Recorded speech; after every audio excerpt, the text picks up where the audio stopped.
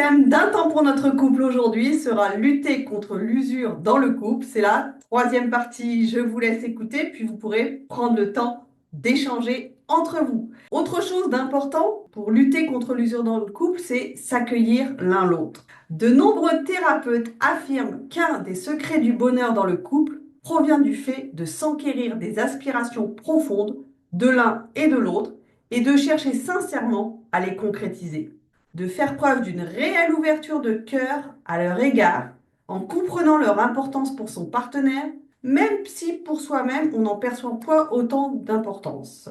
Votre travail d'amour consiste donc à inviter votre partenaire à se connecter à ce qui compte pour lui ou pour elle.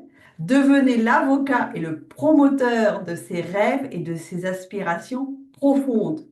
Aidez-le, aidez-la aussi à les assumer et à les porter jusqu'au bout, car nous ne donnons pas beaucoup de chance à nos propres désirs quand personne ne les valide. Voilà le travail d'amour en action. Peu importe comment il se décline, encouragement, propos valorisants, compliments, participation active ou implication dans le projet de l'autre, apport d'un soutien logistique ou financier, etc. La liste est sans fin. Vous comprendrez aussi que le fait d'accompagner votre conjoint dans la réalisation de ses désirs ouvre la possibilité d'un retour extrêmement positif pour vous et votre relation. Un ou une partenaire heureux, heureuse et accomplie est toujours d'agréable compagnie. Alors, rêvez ensemble. Si le travail d'amour envers votre partenaire fait de la place à ses rêves, le principe de réciprocité doit impérativement s'impliquer ici. La conscience de vos désirs et aspirations profondes pourrait alors déboucher sur une intelligence conjugale et faire que votre relation devienne le lieu privilégié d'accomplissement de vos rêves respectifs. Il faut également apprendre aussi à recevoir. Nous sommes souvent incapables de voir ce que notre partenaire fait pour nous, alors que nous sommes très prompts à mettre en avant combien nous nous décarcassons pour lui ou pour elle. Nous en arrivons à considérer ces attentions comme un acquis ou une évidence, comme si elles allaient de soi. Cette personne est votre partenaire de vie. Il est donc normal qu'il, elle, fasse tout cela pour vous. Ce déni inconscient de la générosité de l'autre fait mal à celui ou celle qui s'y efforce. Il abîme insidieusement le lien d'amour. Comment infléchir ce déni destructeur? En initiant en vous un mouvement intérieur qui prend conscience des attentions multiples de l'autre à votre égard. Ce mouvement a un nom, c'est la gratitude. Le fait d'être reconnaissant de ce que l'on a et de ce que l'on reçoit. Commencez par regarder avec un regard neuf ce que votre conjoint fait pour vous. Essayez de capter son intention à votre regard, son désir de vous aider ou de vous faire plaisir. L'essentiel est de prendre conscience de sa motivation positive à votre égard et de son travail d'expansion de ses propres limites dans le but de vous aider ou d'être gentil avec vous. Nommez explicitement cette gratitude. Vous pouvez avoir la surprise de découvrir que votre conjoint est en fait plein d'attention à votre égard, même si ce ne sont pas celles qui comptent à vos yeux. Cela engendre un cercle vertueux. L'expression de votre gratitude est un puissant encouragement à ce qu'il ou elle donne encore davantage. Parce que cela fait du bien de s'entendre dire que ce que l'on fait est reconnu et apprécié. En énonçant votre gratitude pour les petites et les grandes choses de votre vie, vous honorez le lien d'amour qui vous unit. Travail d'amour, travail de patience. La patience vient du latin patior, qui veut dire je supporte tout un programme.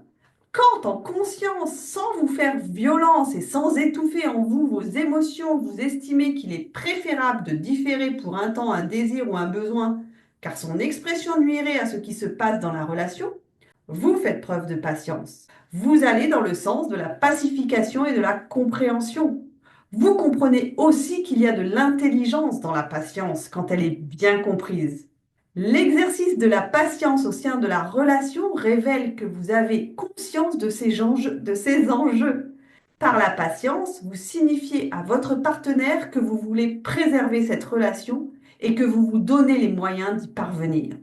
Ainsi, dans la patience bien assumée, vous savez pourquoi vous vous astreignez à un tel effort. Vous vous référez au nord de votre boussole intérieure qui met la priorité sur votre relation sans pour autant vous renier.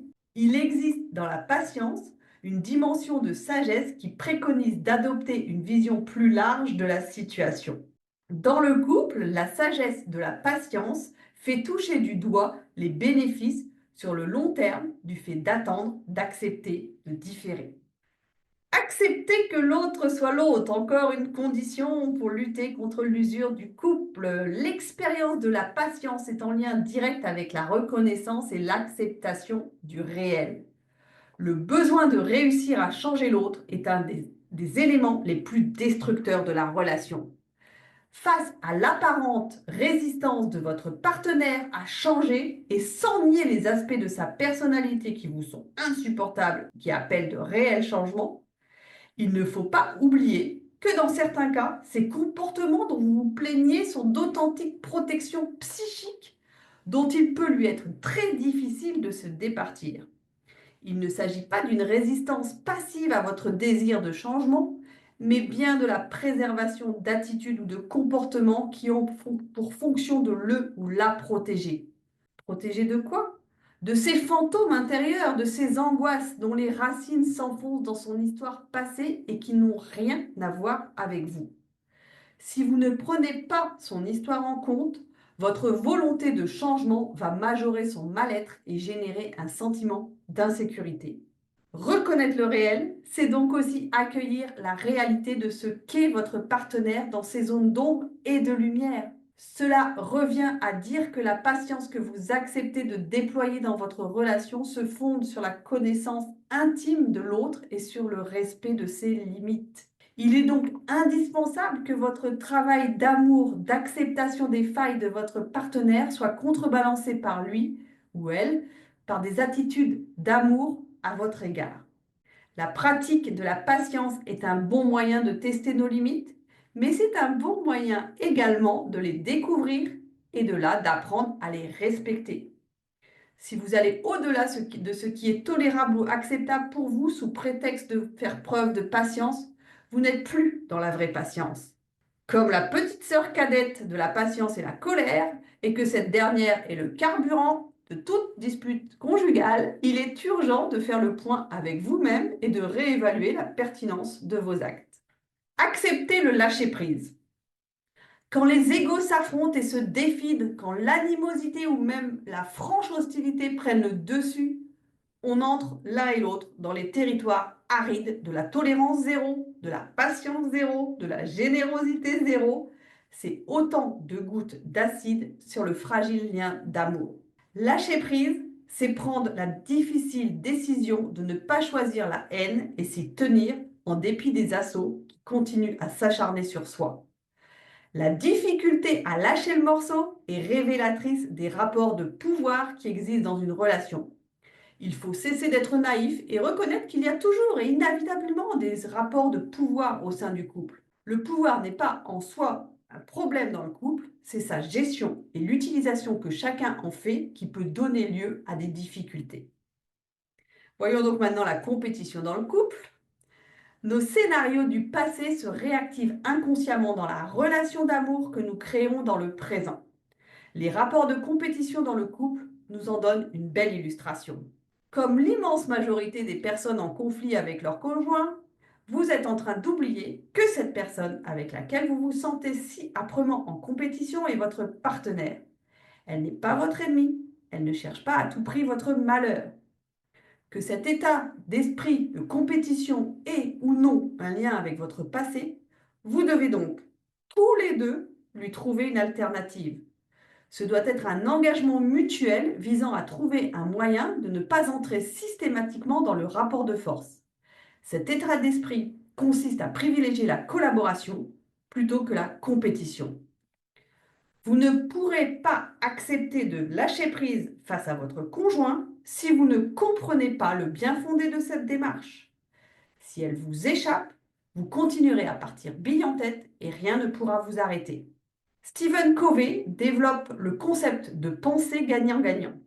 L'idée est que dans tout processus de prise de décision et plus globalement dans toute interaction ou conflit interpersonnel, on est soit gagnant, soit perdant. Appliqué au couple, cela revient à dire que les deux partenaires peuvent se retrouver gagnants ou perdants, entrant ainsi dans une des 4 catégories suivantes. Je perds, tu gagnes. Je gagne, tu perds. Je perds, tu perds. Je gagne, tu gagnes. Seule la dernière proposition paraît viable dans une relation où l'on veut restaurer le lien d'amour. La compétition devient alors moins nécessaire ou même complètement inutile.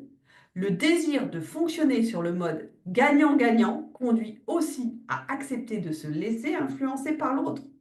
Cela désamorce très souvent les conflits. On ne cherche plus à passer en force en négligeant les besoins ou les opinions de l'autre, et c'est autant d'intelligence et de flexibilité qu'on introduit dans la relation pour qu'elle devienne plus légère et plus fluide. Voilà, pour aller plus loin, vous pouvez lire le livre Ensemble mais seul du docteur Christophe Fauré. Pour ma partie, c'est fini. À vous maintenant d'échanger, de prendre le temps de commenter ce que vous avez entendu en donnant à tour de rôle votre point de vue et en écoutant celui de l'autre. Si vous avez des questions, n'hésitez pas à les poser sous la vidéo. J'essaierai d'y répondre soit dans les commentaires, soit par une autre vidéo. C'était Un temps pour notre couple avec Sophie Caldier, thérapeute de couple, psychologue clinicienne et sexothérapeute. Je vous souhaite une belle journée et je vous dis à très bientôt pour de nouveaux sujets.